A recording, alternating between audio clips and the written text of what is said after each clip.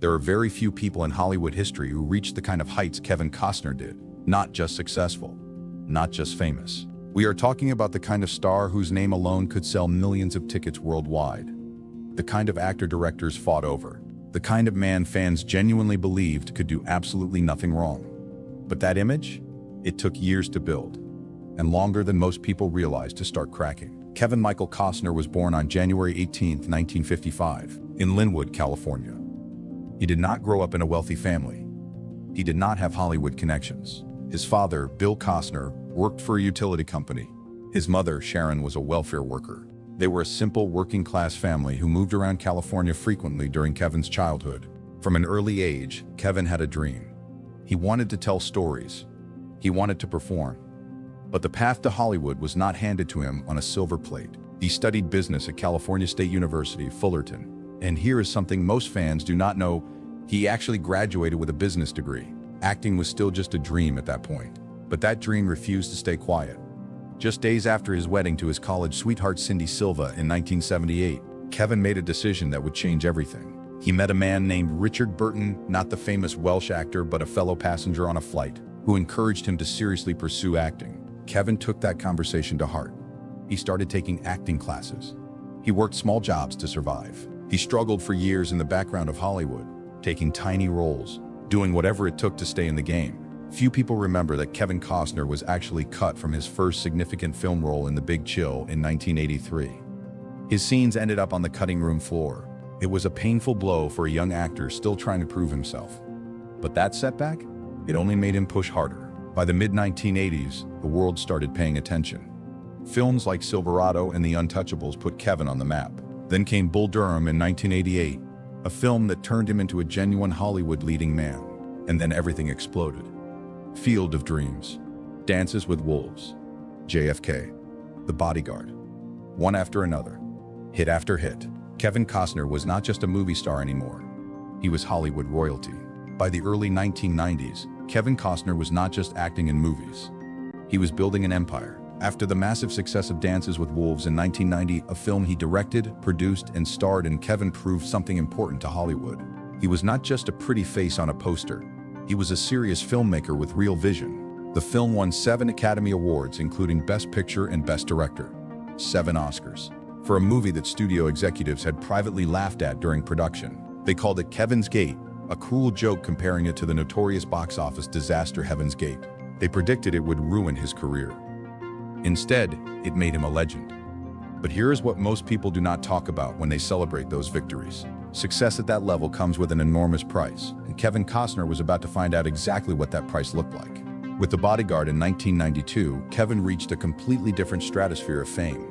The film grossed over $400 million worldwide. The soundtrack, featuring Whitney Houston's iconic version of I Will Always Love You, became one of the best-selling albums in history. Kevin Costner was now one of the most powerful men in Hollywood. And power, as many have discovered before him, changes things. He launched his own production company. He started developing massive projects. He had the confidence of a man who had proved every single doubter wrong. But confidence can sometimes cross a very thin line. That line led to Waterworld in 1995. At the time, Waterworld became the most expensive film ever made, with a budget that ballooned to approximately $175 million. Filming was a disaster from the start. Storms destroyed expensive sets. Production ran months over schedule. Costs spiraled completely out of control. The media had a field day. Reporters camped outside the production. Headlines mocked the chaos daily. The same journalists who had celebrated Kevin's genius just years earlier were now sharpening their knives. When Waterworld finally released, it performed below expectations domestically, though it did eventually turn a profit worldwide. But the damage to Kevin's reputation had already been done. Then came The Postman in 1997. Another ambitious project, another massive budget, another disappointing box office result. Back-to-back stumbles at that scale would have finished most careers permanently. But there was something else happening at the same time. Something far more personal than any box office number. Something that not even Kevin's closest friends fully understood yet. His perfect life, the one fans admired from a distance, was beginning to develop very deep, very quiet cracks. And those cracks were spreading faster than anyone publicly knew. To the outside world, Kevin Costner had it all. The fame, the awards, the blockbuster films, the production company. And alongside all of it, a marriage that looked like something straight out of one of his own movies. Kevin and Cindy Silva had been together since their college days. They married young, built a life together, and raised 3 children, Annie, Lily, and Joe. Cindy was quietly supportive through every struggle, every small role, every rejection during those early Hollywood years when nobody knew Kevin Costner's name. She was there before the fame. And for many fans, that made their love story feel real, authentic. The kind of Hollywood marriage that was supposed to last forever. But appearances, as Kevin himself would later admit, can be deeply misleading. In 1994, after 16 years of marriage, Kevin and Cindy announced they were separating. The news hit fans hard. This was not some couple who had rushed into a celebrity romance. These were 2 people who had built something real, or so everyone believed. The divorce was finalized later that year, and details that slowly emerged painted a complicated picture. According to multiple reports at the time, the enormous demands of Kevin's career had taken a serious toll on the marriage. Long absences, the pressure of fame, the consuming nature of running a Hollywood empire while simultaneously trying to be a husband and father. But there were other reports too. Several outlets reported allegations of Kevin's involvement with other women during the marriage, claims that added painful public scrutiny to what was already a deeply private heartbreak. Kevin largely stayed silent publicly about the details. Cindy received a divorce settlement reported at the time to be among the largest in Hollywood history, approximately $80 million. For a man whose films were filled with romance, loyalty, and emotional depth, the reality of his personal life felt jarring to many fans. But that was only one chapter of the story. Just months after his divorce from Cindy, Kevin became involved with a woman named Bridget Rooney. In 1996, Bridget gave birth to a son named Liam. Kevin and Bridget were not in a committed relationship at the time, and the situation created significant tabloid attention. Kevin later legally acknowledged Liam as his son and has maintained a relationship with him over the years. Then in 2004, Kevin met Christine Baumgartner, a handbag designer, and something shifted. They married in September 2004, and over the following years welcomed 3 children together, Caden, Hayes, and Grace. To fans watching from the outside, it looked like Kevin had found his second chance at happiness. His career had steadied. He was working consistently. His personal life appeared stable and warm. For nearly 2 decades, Kevin and Christine seemed to represent something rare in Hollywood, a second-act love story that actually worked. Nobody suspected what was quietly building beneath the surface. Nobody imagined that the most painful and public chapter of Kevin Costner's personal life was still waiting ahead. By the time Yellowstone arrived in 2018, many people in Hollywood had quietly written Kevin Costner off. Not his diehard fans, not the people who remembered Field of Dreams and The Bodyguard with genuine love. But inside the industry, the executives, the agents, the deal makers, Kevin Costner had become something they whispered about rather than chased. A legend from another era, a name from the past. Then Yellowstone changed everything overnight. The show, created by Taylor Sheridan for the Paramount Network, cast Kevin as John Dutton, a powerful, complicated Montana rancher fighting to protect his family's land against every force imaginable. It was a role that felt almost written for him. Rugged, commanding, deeply American. Audiences absolutely loved it. Yellowstone became one of the most watched cable television series in modern American history. Season 4 of the show drew an average of 11 million viewers per episode. By season 5, Kevin Costner was not just back, he was dominating popular culture in a way that surprised even his most loyal supporters. At 67 years old, Kevin Costner was somehow more relevant than ever. But behind the scenes of that massive success, something was going very wrong. According to multiple reports from outlets including Deadline and Variety, tension between Kevin Costner and the Yellowstone production had been building quietly for some time. The core issue, according to reports, centered on scheduling.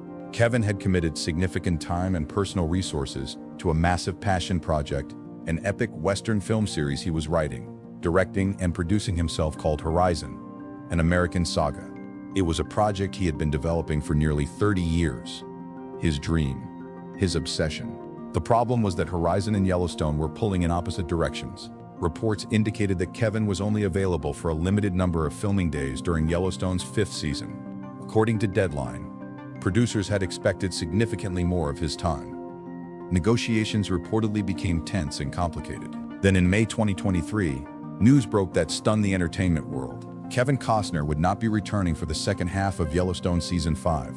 The announcement landed like a thunderclap across Hollywood, and among the show's enormous fan base.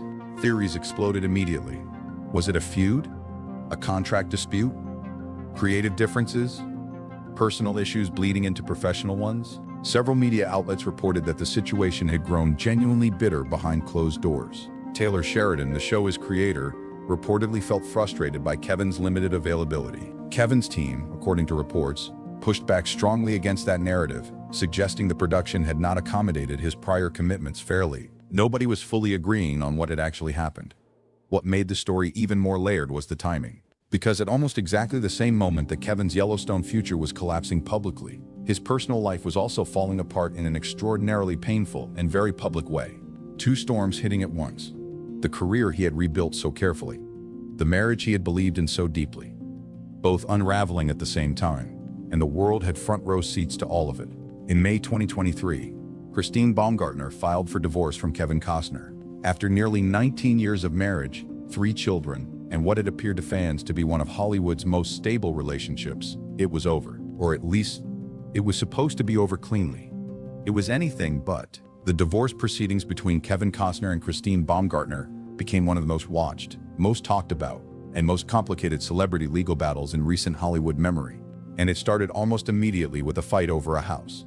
Not just any house. Kevin owned a spectacular estate in Carpinteria, California, a breathtaking property sitting on approximately 160 acres of pristine California coastline. A place Kevin had poured enormous personal energy and resources into building over many years. By most estimates, the property was worth somewhere in the region of $14.5 million. It was not just real estate to Kevin, it was home. Christine's legal team requested that she and the children be allowed to remain in the Carpinteria estate while divorce proceedings continued. Kevin's legal team pushed back firmly. The situation escalated quickly and publicly, with court filings revealing details that both sides might have preferred to keep private. According to court documents reported widely by outlets including People magazine and TMZ, Kevin requested that Christine vacate the property. Christine's legal team argued she needed more time and more financial support before she could reasonably leave. The back and forth played out in courtrooms and in headlines simultaneously. But the property battle was only part of the story. Christine was seeking spousal support that Kevin's legal team reportedly described as excessive. According to documents filed in court and reported by multiple outlets, Christine requested approximately $248,000 per month in spousal support. Kevin's team countered that his income had changed significantly. And here is where the story became even more complicated. Because Yellowstone, the show that had rebuilt Kevin's cultural relevance and commanded enormous fees, was now a source of conflict rather than comfort. With his future on the show uncertain, Kevin's earning picture looked very different than it had even 12 months earlier. According to reports, Kevin stated in legal filings that his monthly income had dropped considerably compared to his peak Yellowstone earnings. The court ultimately ordered Kevin to pay Christine approximately $63,000 per month in temporary spousal support, while proceedings continued, a figure Kevin's team accepted, though it represented a significant reduction from what Christine had originally sought. Meanwhile, the public nature of every filing, every hearing, every counterclaim was taking a visible toll. Kevin, who had spent decades carefully controlling his public image, was now watching deeply personal financial details splashed across entertainment news daily. There were reports of genuine bitterness between the two sides. There were arguments about the prenuptial agreement they had signed before their 2004 wedding, with Christine's legal team reportedly challenging aspects of it. There were disputes about personal belongings, about the children's needs, about what the future looked like for both of them. And all of it was happening while Kevin was simultaneously pouring millions of his own personal money into Horizon, the passion project he had sacrificed so much to finally bring to life. Some observers watching from the outside began asking a genuinely uncomfortable question. Was Kevin Costner, once one of the wealthiest and most powerful men in Hollywood, stretching himself dangerously thin? The divorce, the Yellowstone departure, the self-funded film project, the legal fees, the estate battles. It was a lot for any person to carry. And yet Kevin kept moving forward. Because if there is one thing his entire life story proves, it is that Kevin Costner has never been the kind of man who stops. Not when studios laughed at him. Not when critics buried him. Not when the whole world seemed to be watching him struggle. He had been underestimated before, and he had always found a way back, after everything. After the divorce headlines, after the Yellowstone exit, after the court battles and the financial scrutiny and the very public unraveling of 2 decades of marriage. After all of it, Kevin Costner did exactly what Kevin Costner has always done. He got back to work. Horizon, an American saga, had been Kevin's dream for nearly 30 years. A sweeping, epic story about the settling of the American West, told across multiple films, on a scale that modern Hollywood rarely attempts anymore. He had been developing the project since the early 1990s. Studio after studio had passed on it over the decades. The project sat in development for so long that many industry insiders had assumed it would never actually happen. But Kevin refused to let it die. He reportedly invested approximately $38 million of his own personal money into making Horizon a reality. That decision alone tells you everything you need to understand about who Kevin Costner truly is at his core. This was not a business calculation. This was belief. Horizon, an American Saga, Chapter 1 was released in June 2024. Kevin directed, produced, and starred in the film. It premiered at the Cannes Film Festival to a remarkable reception, earning a standing ovation that reportedly lasted nearly 5 minutes. 5 minutes of applause at Cannes. For a man the industry had quietly dismissed just years earlier, the moment carried enormous emotional weight. However, and this is important, the film's theatrical box office performance fell short of what was needed to immediately greenlight the planned follow-up chapters on the original timeline. Horizon. Chapter 1 earned approximately $11 million in its opening weekend domestically against a significant production and marketing budget. The numbers were disappointing. But Kevin Costner's response to those numbers revealed something important about his character. He did not retreat. He did not apologize. He did not quietly shelve the project and move on. Instead, he made the decision to delay Horizon, Chapter 2, which had already been completed, to give Chapter 1 more time to find its audience through expanded release and eventually streaming platforms. According to interviews Kevin gave during this period, he remained completely committed to seeing the full Horizon story told. He spoke about the project with the same fire and conviction he had carried for 3 decades. Some people called it stubbornness. Others called it the defining quality of every great filmmaker who ever refused to give up on a vision the industry did not immediately understand. On the personal side, Kevin's divorce from Christine Baumgartner was finalized in November 2023. The terms included agreements around their children, Caden, Hayes, and Grace, with Kevin maintaining an active and devoted role as their father. Despite the very public and painful nature of the proceedings, multiple reports suggested that Kevin remained deeply focused on protecting his children from as much of the chaos as possible. Following the divorce, reports emerged of Kevin being linked romantically to Jewel, the well-known singer and songwriter. The two were seen together publicly at several events and appeared warm and comfortable in each other's company. Both Kevin and Jewel addressed the relationship publicly, though both were careful about how much detail they shared. It was a new chapter. Quiet, personal, real, and professionally, the story is not finished either. Not by a long stretch. Kevin Costner, at 69 years old, carries a filmography that very few actors in Hollywood history can match.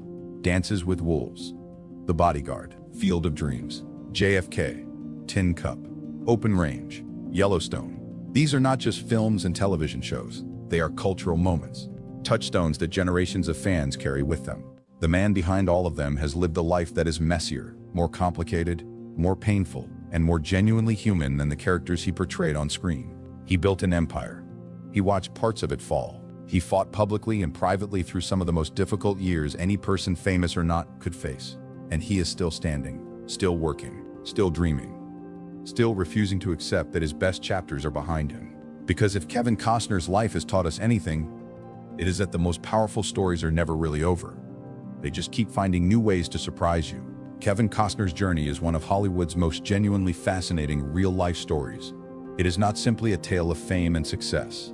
It is a deeply human story about ambition, sacrifice, love, loss, reinvention, and the extraordinary cost of refusing to give up on your dreams. From a working-class kid in California with nothing but belief in himself, to Oscar-winning filmmaker, global superstar, and one of television's biggest names in his late 60s, Kevin Costner has lived a life that no screenwriter could have invented. The falls were real. The pain was real. The comeback is real. And the final chapter has not been written yet.